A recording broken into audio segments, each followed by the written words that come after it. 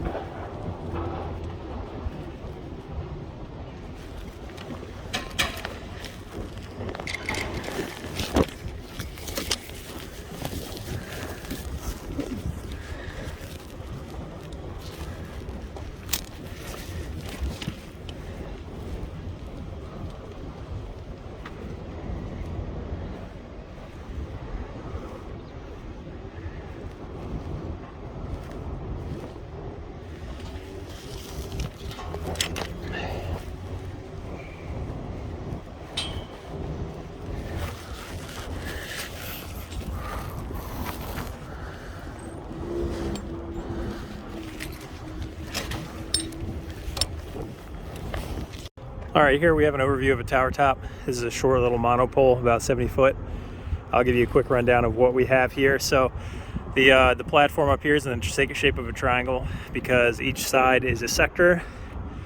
Here's one sector, there's another one right here, and then right behind me to my left, here's one more sector. So each one is offset by about 90 degrees for full coverage. That's pretty typical for all carriers. Some sites have 4 sectors or sometimes more. Sometimes rooftops can have quite a few, maybe 6 or 7. It's kind of rare. So looking down the tower, you can see there's a platform I just climbed up through. But these two right here, these two boxes are called OVPs or squids because of all of the cables running out the bottom. I guess they resemble squids, I guess. So they're meant for powering and running fiber optic cables to the radios up top. So basically each one of these, as you can see on either side, there's power cables here, power cables here. These are fiber cables right here. And then if you look at this thick cable right there, that runs all the way down in the inside of the tower, all the way down to the ground, and then follows this cable tray into the shelter where it's connected to a bunch of different equipment, servers. Maybe I'll get into that one of these days. So basically the hybrid cable goes into the OVP, and then out of the OVP comes individual fiber jumpers that run to the all of the radios on the site. There's one. It looks like there's 2 radios on each sector, and then there's this ultra wideband antenna right here, which takes 3 fibers. They're all made by Samsung. And then from the radios, you have coming out the bottom, there's black coax jumpers that are color coded with color tape here. Each one demarcates the technology and the port number that it's running to. So you have yellow, refers to the 2100 band, or AWS, and it's port 1, port 2, port 3, port 4, and then behind those 4 jumpers there's 1, 2, 3, 4 of white, which is the PCS, or the 1900 megahertz band. If I remember correctly, it's band 12 and band 14, but I believe.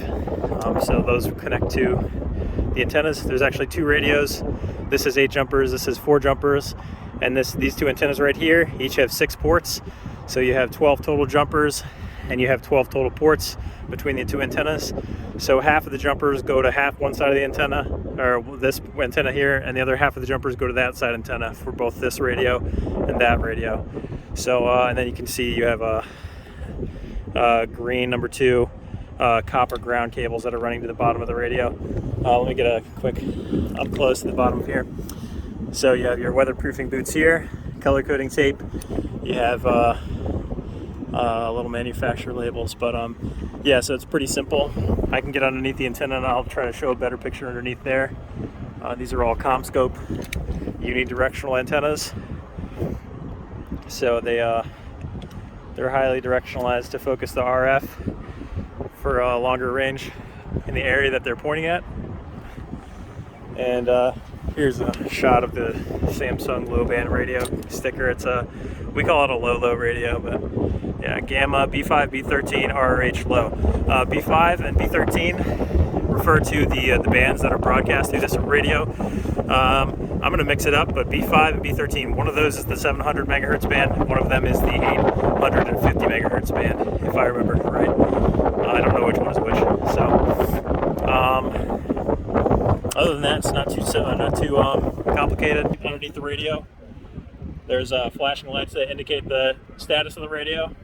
You have a RET light, which stands for remote electrical tilt. You have antenna, which refers to the status of the jumpers that connect to the antenna, if they're broadcasting okay or if they're reading alarms. You have OPT for optical receiver, I guess, or transceiver port, which would be referring to the fiber jumpers that are hooked up right there in the center. If there's any kind of alarms with those. And then there's another system light, which is just the overall system. So right now today I'm troubleshooting the antenna. Basically what's going off here is the on the antenna light, the LED on the radio. I'm going to be troubleshooting that on alpha and gamma sectors. They're getting high RSSI, which is received signal strength indicator. So that means they're receiving I guess they're experiencing some kind of problem in the broadcast of the RF or the receiving, I guess. So I'm not technical enough to really understand what is going on electrically or from an engineering perspective, but you know, I pretty much know that, like, oh, this number is too high, so I'm going to check this jumper, I'm going to check this connector. So yeah, so let me get around to that. That's pretty much the overview of the tower. You have 2 OVPs on the site, 2 radios per sector, so 6 total. You have 3 of these on the site. The Verizon's ultra wideband 5G or C-band, and then you have the 700, 850, 21, and 1900 running off of these 2 antennas on every sector. So that's pretty typical for the Verizon sites I've been on. The only other thing that I've seen is a small CBRS radio, which generally gets mounted right below or it could get mounted anywhere, but generally, like sometimes right below this 5G antenna, it'll be like right below, and the antenna will be higher. So that's not, yeah. These two radios are on every site. C-band is coming out on pretty much every site right now, and that's what they're installing currently, and as well as a CBRS radio. So hopefully I'll get on a CBRS site and be able to show you one of those. But yeah, so let's see. Let's take a look at one of the antennas real quick. So you have this whole platform is constructed of pipes with these brackets that hold everything tight in place.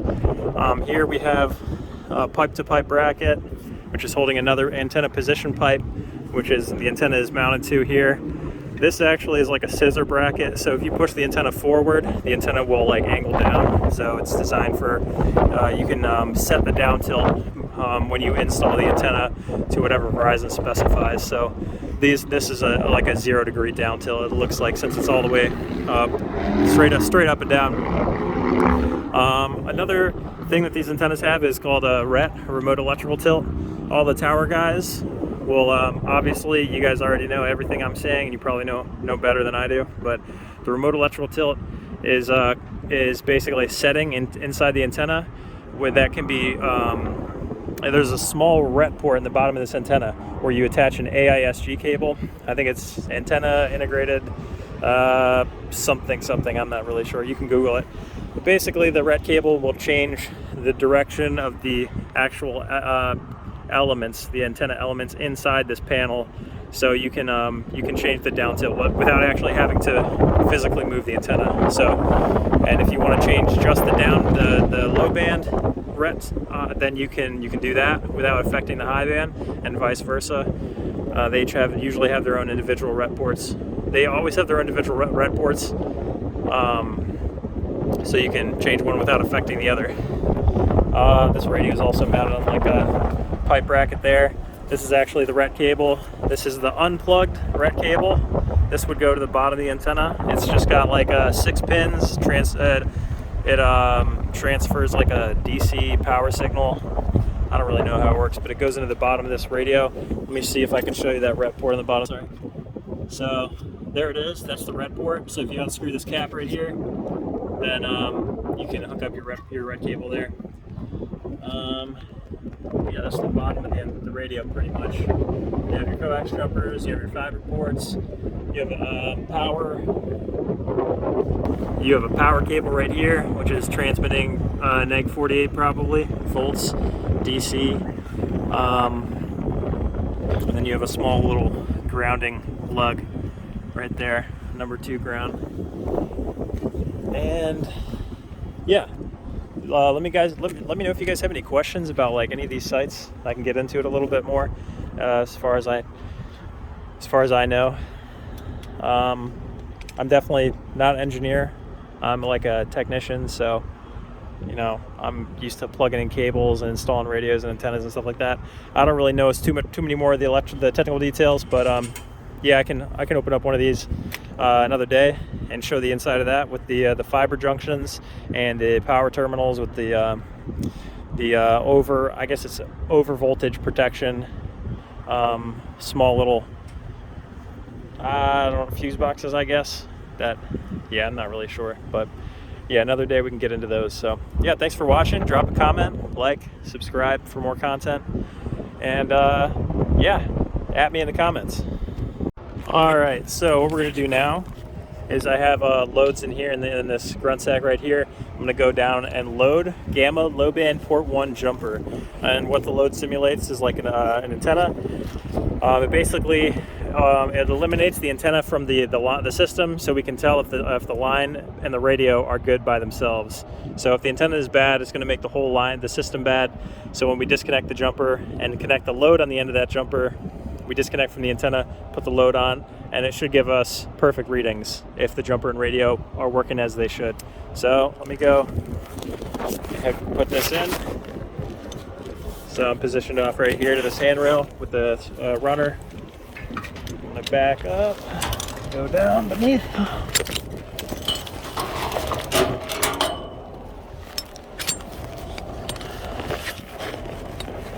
Let's see, my safety strap. It's kind of caught on something.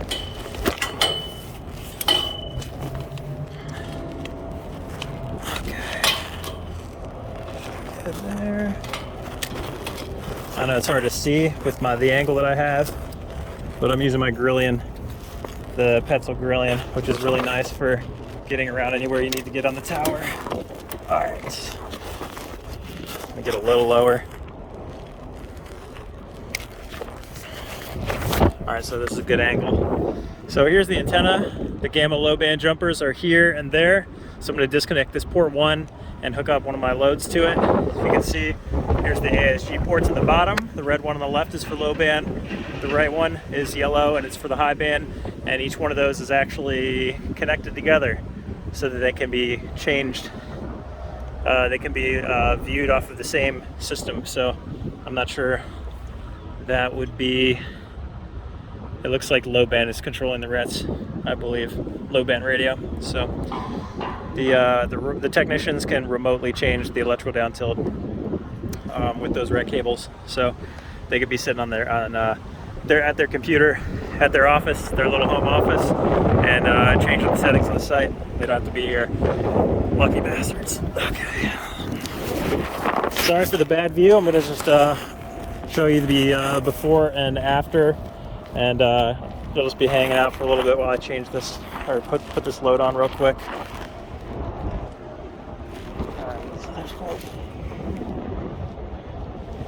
I have a torque wrench here that fits with the connector size. And once I get a GoPro, you'll be able to see everything that I'm doing. So actually, that jumper looks super loose, which is the first red flag for me when I'm troubleshooting these lines. If there's a loose connector or overly tight connector, it can be causing alarms. It can be causing bad readings. So instead of just tightening it up and waiting for 15 minutes for them to get the average RSSI readings on that port, I'm going to go ahead and install a load on it. It'll save time. Just confirm that the system is already good. There's my load. Again, probably looking right at my arm. Sorry about that. Hit me up on Patreon once I get one. Subscribe, and maybe we can give me some better gear.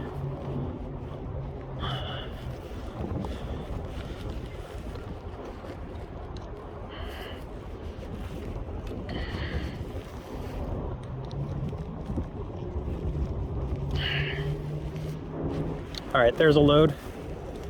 So now I'm gonna call my tech support guy and I'm gonna have him lock that radio. Yeah, I didn't expect, I didn't do my makeup today. Sorry guys, you have to see my beautiful face. So this is the reality of life in a tower. You're not going for looks. Cover up. There we go. All right, I'm gonna call my man Leo. All right, here's another good piece of gear. This is a hand ascender. There's a hand ascender with a pulley carabiner, and I can hook that up to my rope right here, my positioning rope. Let me try to do that while you guys can see. So basically, I can put the tail end of my Grillion through the pulley, and I now have a 2-to-1 advantage for when I pull myself up. When I'm in a place where I'm half underneath this sector, I don't have any anything to stand on. So I can basically use the hand ascender and pull myself up pretty easily. It takes a little bit of strength, but it's way easier than just straight without it. All right, that's all I need.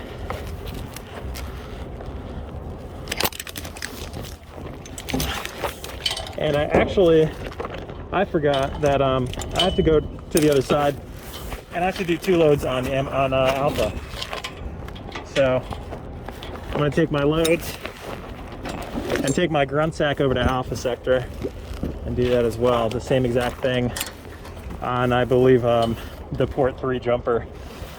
And then I'll call Leo and have him unlock my radios, so they'll be live broadcasting for about 15 minutes,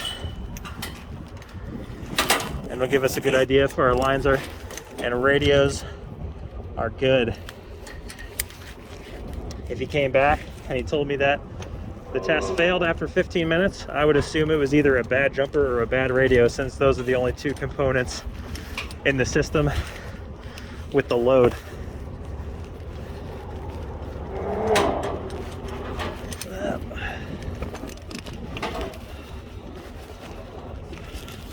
So the sectors are all the same pretty much. Usually they're identical.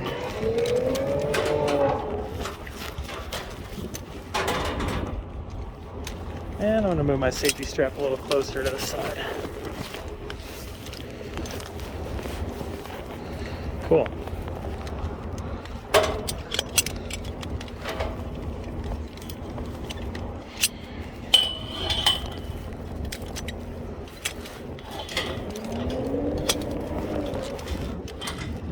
Alright, same thing over here.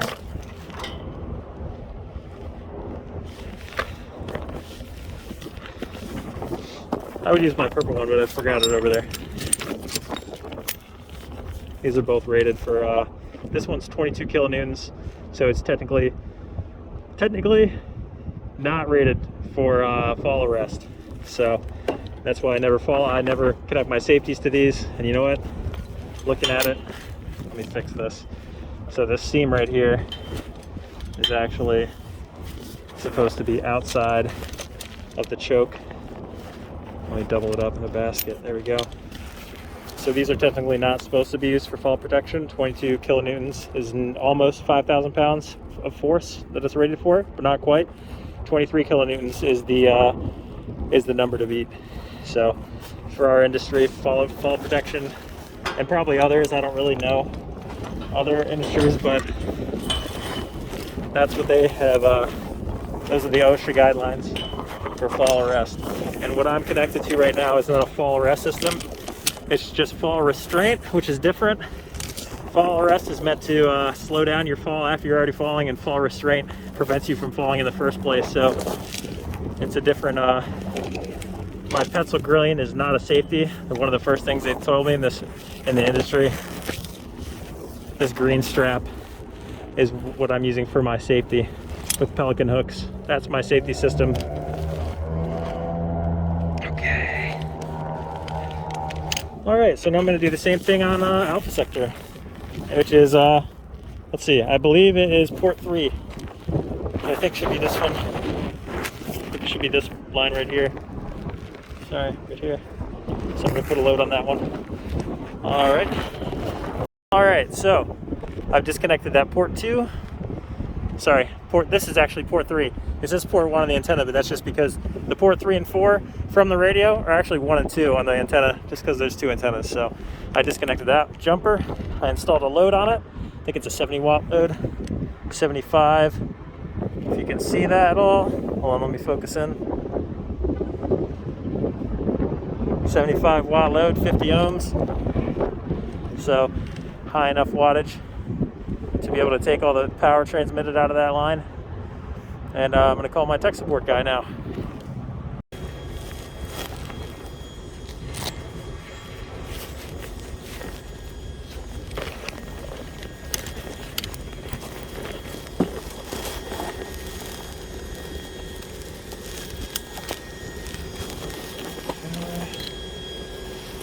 I have everything I need.